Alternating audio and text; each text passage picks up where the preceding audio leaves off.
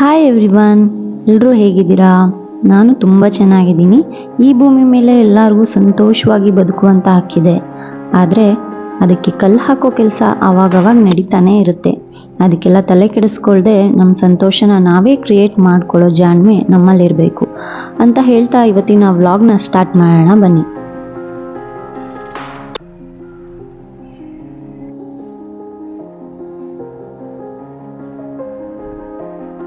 ಇವತ್ತು ಗುರುವಾರ, ರಾಯರ ವಾರ ಆಗಿರೋದ್ರಿಂದ ಬೆಳಗ್ಗೆ ಬೇಗ ಎದ್ದು ಮಾಮೂಲಿ ಇದ್ದೇ ಇರುತ್ತಲ್ಲ ಮನೆ ಕೆಲಸ ಎಲ್ಲ ಮುಗಿಸಿ ಪೂಜೆ ಮಾಡಿ ರಾಯರ ಮಠಕ್ಕೆ ಹೋಗೋಣ ಅಂದ್ಕೊಂಡೆ.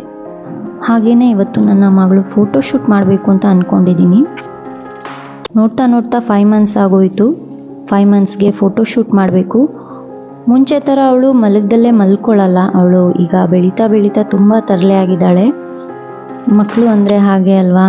ಸೊ ಅವಳು ಯಾವಾಗ ಎದ್ದಿರ್ತಾಳೆ ನೋಡಿಕೊಂಡು ಫೋಟೋಶೂಟ್ ಮಾಡಬೇಕು.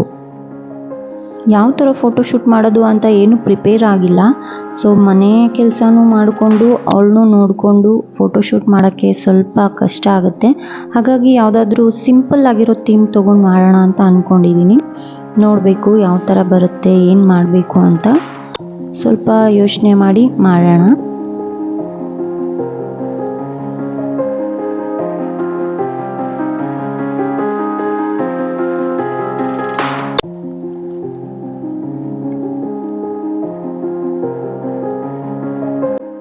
ಫಸ್ಟ್ ಟೈಮ್ ನನ್ನ ಮಗಳನ್ನ ನಾನು ರಾಘವೇಂದ್ರ ಸ್ವಾಮಿ ಮಠಕ್ಕೆ ಕರ್ಕೊಂಡು ಹೋಗ್ತಾ ಇದ್ದೀನಿ.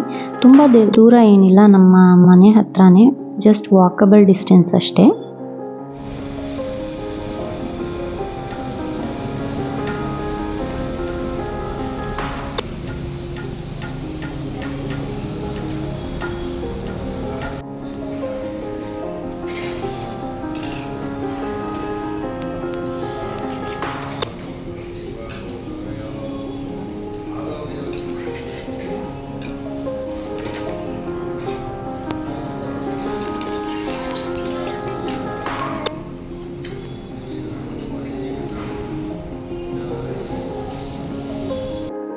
ಸೊ ನನ್ನ ಮಗಳು ಮಲಗಿದ್ದಾಳೆ, ಅಷ್ಟರೊಳಗೆ ಫೋಟೋಶೂಟ್ಗೆ ರೆಡಿ ಮಾಡ್ಕೊಳ್ಳೋಣ ಬನ್ನಿ.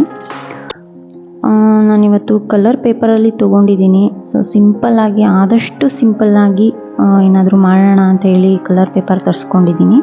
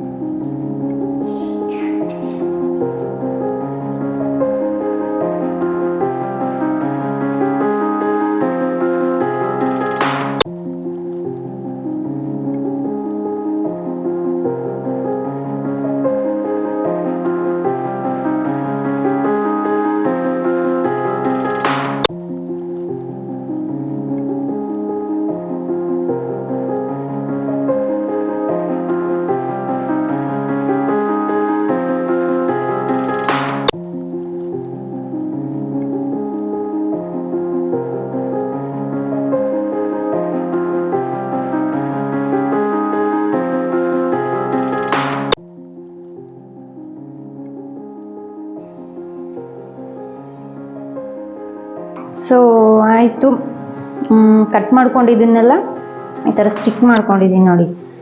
ಸೊ ಒಂದು ಟ್ರಾಲಿ ಬ್ಯಾಗ್ ಟ್ರಾವೆಲ್ ಮಾಡೋದಕ್ಕೆ ರೆಡಿ ಆಯಿತು. ಸೊ ಇದನ್ನ ಹಿಡ್ಕೊಂಡು ಒಂದು ಫೋಟೋಶೂಟ್. ಕಾಣಿಸ್ತಾ ಇದೆಯಾ? 2 ಕಲರ್ ಪೇಪರ್ ತೊಗೊಂಡು ಈ ಥರ ಕಟ್ ಮಾಡಿಕೊಂಡು ಸ್ಟಿಕ್ ಮಾಡ್ಕೊಂಡಿದ್ದೀನಿ. ಹಾಗೆ ಕಲರ್ ಪೇಪರಲ್ಲಿ ಹಾರ್ಟ್ ಶೇಪಲ್ಲಿ ಕಟ್ ಮಾಡ್ಕೊಂಡಿದ್ದೀನಿ ಸ್ವಲ್ಪ, ಸುಮ್ಮನೆ ಹಾಗೆ ಡೆಕೋರೇಷನ್ಗೆ ಡಿಸೈನ್ ಮಾಡೋದಕ್ಕೆ. ಒಂದು ಈ ಸೈಜಲ್ಲಿದೆ, ಕಾಣಿಸ್ತಾ ಇದೆಯಾ? ಚಿಕ್ಕ ಸೈಜಲ್ಲಿದೆ, ಇನ್ನೊಂದು ಈ ಸೈಜಲ್ಲಿದೆ.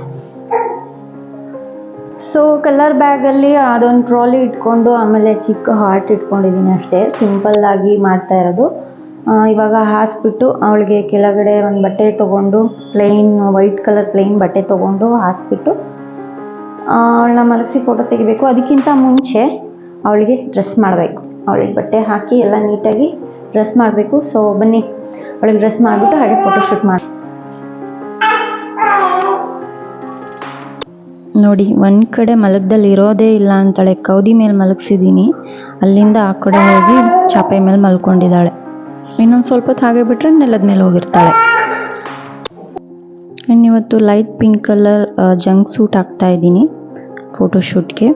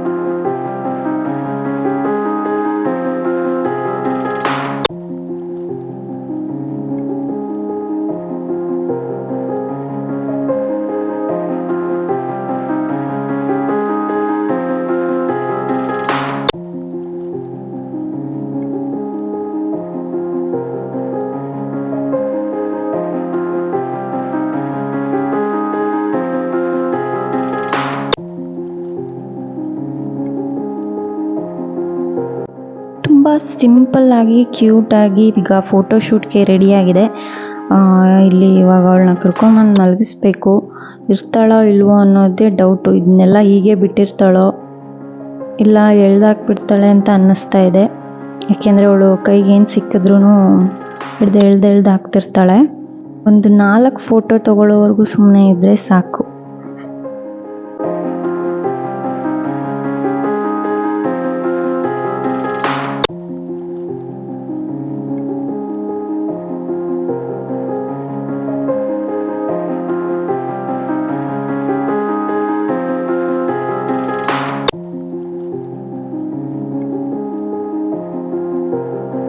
ಜಾಸ್ತಿ ಫೋಟೋಸ್ ತೊಗೊಳಕ್ಕಾಗಲೇ ಇಲ್ಲ. ನೋಡಿ ಹೇಗೆ ಮಾಡಿದ್ದಾಳೆ, ಇದ್ರ ಪರಿಸ್ಥಿತಿ ನೋಡಿ. ಸ್ವಲ್ಪ ಒಂದು ಫೋಟೋಸ್ ತೊಗೊಂಡ್ವಿ ಅಷ್ಟೇ. ಫೋಟೋಶೂಟೆಲ್ಲ ಮುಗಿದ್ಮೇಲೆ ಸಂಜೆ ಹೊತ್ತು ಹಾಗೆ ವಾಕಿಂಗ್ ಹೋಗಿದ್ವಿ ಹೊರಗಡೆ, ಮನೆ ಹತ್ರನೇ. ಹಾಗೆ ಅಲ್ಲಿ ಪಾನಿಪುರಿ ತಿಂದ್ಕೊಂಡು ಮನೆಗೆ ಬಂದ್ವಿ.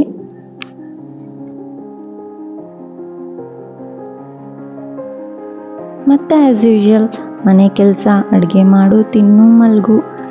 ನನ್ನ ಮಗಳು ಇರೋದ್ರಿಂದ ಮಲಗೋದು ಎಷ್ಟೊತ್ತಾಗುತ್ತೆ ಅಂತ ಹೇಳೋಕ್ಕಾಗಲ್ಲ. ಬೇಗನೂ ಆಗ್ಬೋದು, ಇಲ್ಲ ಲೇಟ್ ಆಗೋದ್ರೂ ಆಗ್ಬೋದು. ಒಂದೊಂದು ದಿನ ಬೇಗ ಮಲ್ಕೋತಾಳೆ, ಆವಾಗ ನಮಗೆ ಕೆಲಸ ಮಾಡಿ ಊಟ ಮಾಡಿ ಮಲಗೋದಕ್ಕೆ ಸ್ವಲ್ಪ ಫ್ರೀ ಆಗುತ್ತೆ. ಒಂದೊಂದು ದಿನ ತುಂಬ ಲೇಟಾಗಿ ಮಲ್ಕೋತಾಳೆ, ನಾವು ಬೇಗ ಮಲಗೋಕ್ಕಾಗಲ್ಲ. ಒಟ್ಟಿನಲ್ಲಿ ಅವಳ ಟೈಮಿಂಗ್ಸಿಗೆ ನಾವು ಅಡ್ಜಸ್ಟ್ ಆಗಬೇಕಷ್ಟೆ. ಇದಾಗಿತ್ತು ಇವತ್ತಿನ ನನ್ನ ದಿನ. ಇಲ್ಲಿಗೆ ಇವತ್ತಿನ ನನ್ನ ವ್ಲಾಗ್ನ ಮುಗಿಸ್ತಾ ಇದ್ದೀನಿ. ಐ ಹೋಪ್ ಎಲ್ಲರಿಗೂ ಇಷ್ಟ ಆಗಿದೆ ಅಂತ ಅಂದ್ಕೊಂಡಿದ್ದೀನಿ. ಇಷ್ಟ ಆಗಿದ್ದರೆ ಹಾಗೆ ಲೈಕ್ ಮಾಡಿ, ಶೇರ್ ಮಾಡಿ, ಹಾಗೆ ಕಮೆಂಟ್ ಮಾಡಿ ತಿಳಿಸಿ. ಇನ್ನೂ ಯಾರೆಲ್ಲ ಸಬ್ಸ್ಕ್ರೈಬ್ ಮಾಡ್ಕೊಂಡಿಲ್ಲ ಪ್ಲೀಸ್ ಸಬ್ಸ್ಕ್ರೈಬ್ ಮಾಡ್ಕೊಳ್ಳಿ.